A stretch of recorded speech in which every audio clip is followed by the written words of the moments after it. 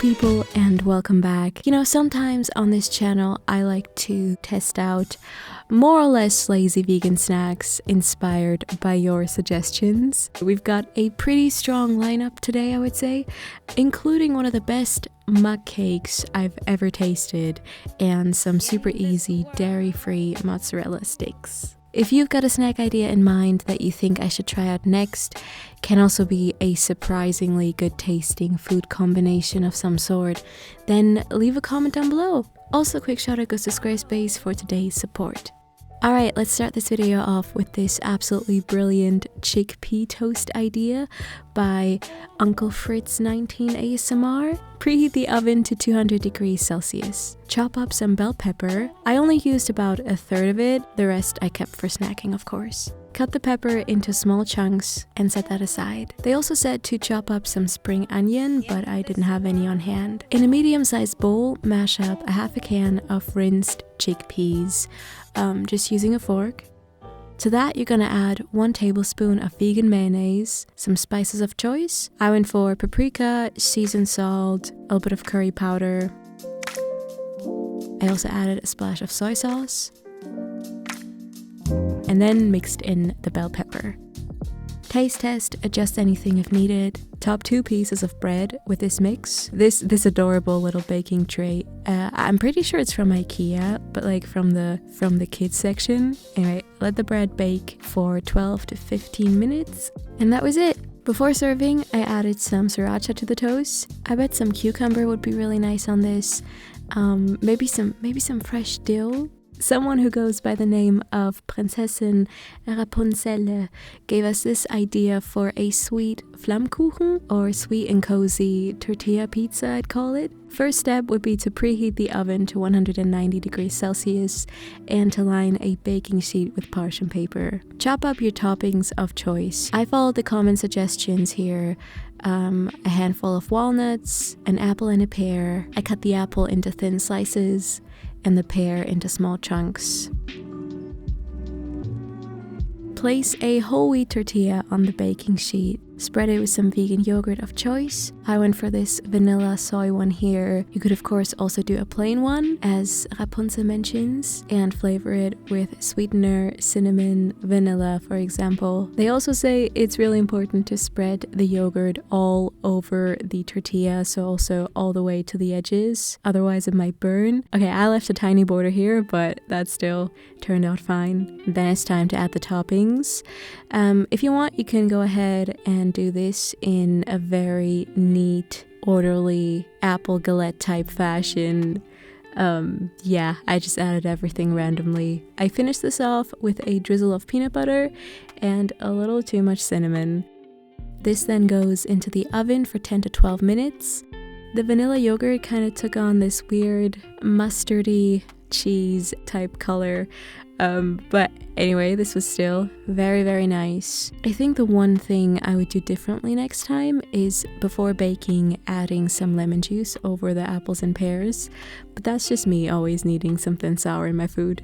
The inspiration for this next snack, or drink idea rather, actually doesn't come from the comment section, but from a Vietnamese restaurant that I went to recently. This Minty pineapple shake. It might have been the nicest tasting green smoothie or green juice I've ever had. Besides pineapple and mint, there's also not much else in there, just a few ingredients. You're gonna need some canned pineapple and pineapple juice, the pineapple juice from said can, some fresh lime juice, some ice, and of course some mint. Make sure to plug the leaves off the stems before you add them. I think I added about 20 leaves total. Blend and taste test. But yeah, this stuff is so good, super refreshing. I love it. Cece's reading journey suggests trying oranges with avocado here. I can definitely see these two working together as part of some sort of fancy salad. But yeah, here I just serve them up plain. Wait, no, actually I sprinkle over some sesame seeds for aesthetics. At first I thought it was okay, but after a few bites I could not stop eating it. Very, very excited about this next one. It's a classic banana and chocolate mug cake inspired by Ashley's recipe here. I did make a few slight changes to this one, like I used almond instead of peanut butter, cinnamon instead of vanilla. I played around with the sugar cacao ratio.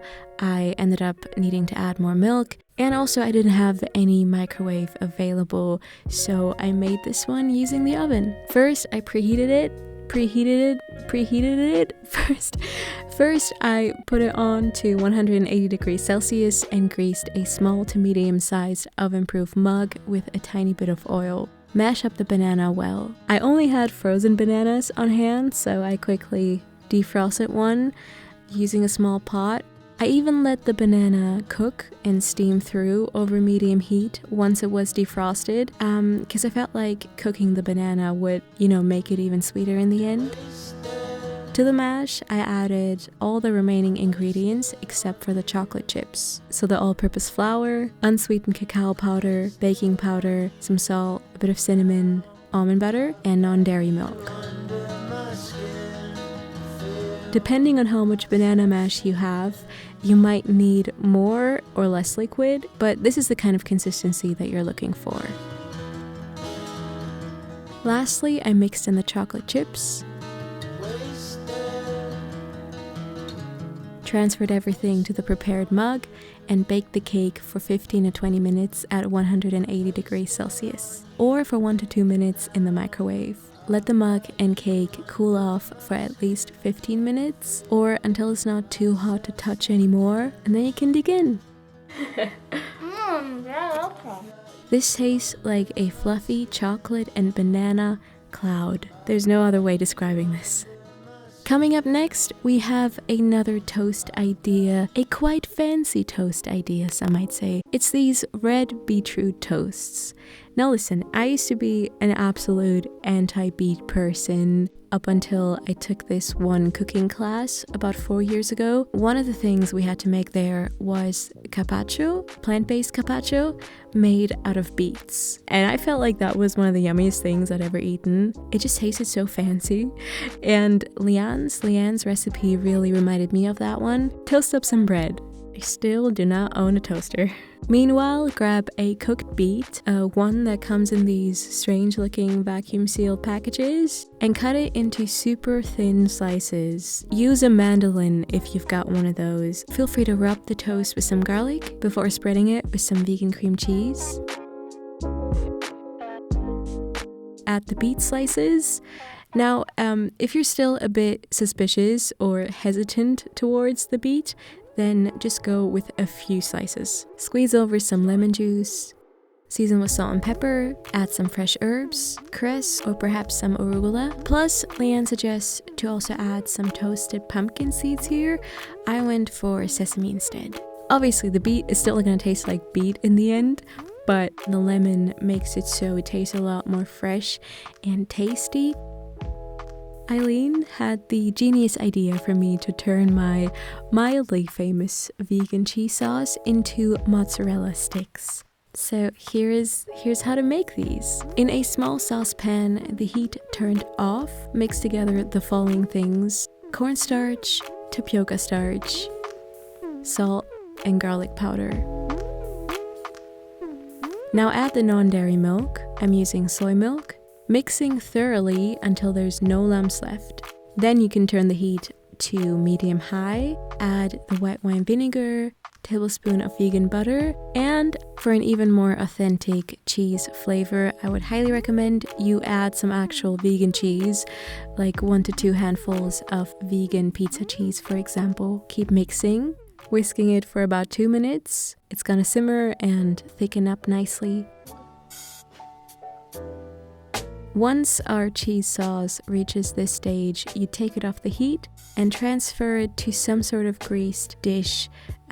This one's way too big, I know. Ideally, you go for a small lunchbox that can withstand the heat and has a rectangular or square shape. Let this mix cool down and rest on the counter until firm for about 30 minutes. Meanwhile, you can measure out and season the breadcrumbs. Cut the cheese into little sticks.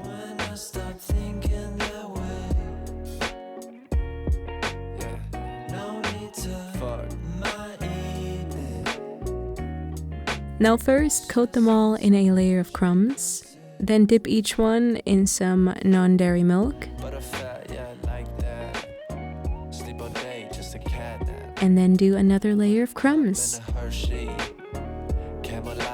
Thirsty. Will I ever grow to the God that I think of? I'ma get this slow as the sky that I dream of. Place that into the freezer for about 30 minutes to an hour. You can also let these guys freeze fully if you wanted to and cook them some other time. Now once you're ready to do some serious deep frying, fill a small saucepan with frying oil and turn the heat to medium high.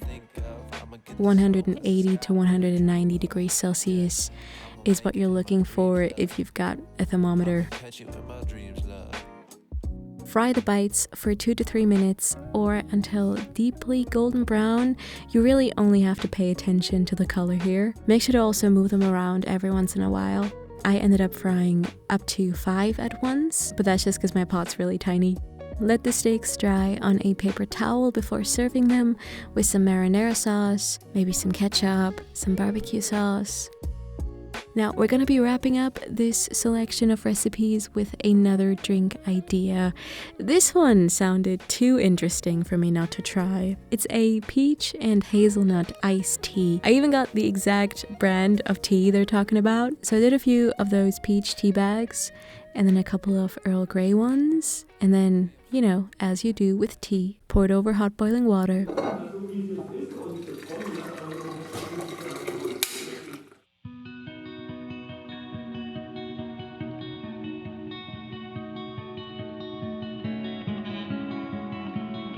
Thankfully, this one could withstand the heat. While the tea was steeping, I gathered my other 2 ingredients.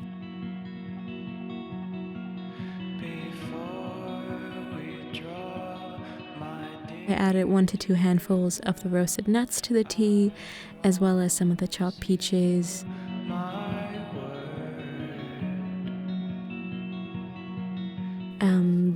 I'm very aware this looks like chickpeas in a tea. I love the hazelnut and peach combo. I think these two work together very well. Just the nuts swimming inside my drink felt a bit weird.